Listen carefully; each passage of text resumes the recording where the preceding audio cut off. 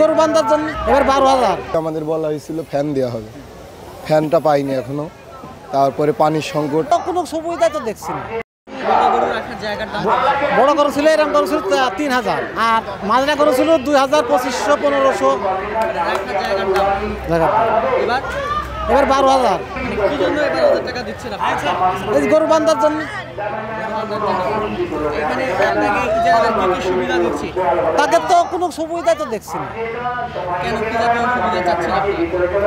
অভিযোগ এখন পানি কিনতে হচ্ছে টাকা দিয়ে, গরুর পানি গা ধোয়াতে কিনতে হচ্ছে টাকা দিয়ে। আবার যে একটা হাট মালিকের যে একটা লোকজনের সাথে দেখা, সেটাও তো আমরা পাইনি, এখন কোনো সুবিধা তো পাইনি। হ্যাঁ, টাকা দিতে হবে। 12,000, 4,000 দিয়ে আসছে, বাকিটা বেচার পরে।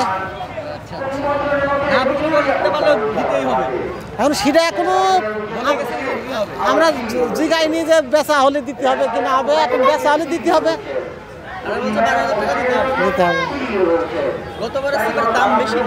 গরুর দাম এবার কম, জায়গার দাম বেশি। আমাদের বলা হয়েছিল ফ্যান দেওয়া হবে, ফ্যানটা পাইনি এখনো। তারপরে পানির সংকট, গরু বড় গরু, এদের 2বার গোসল করানো লাগে।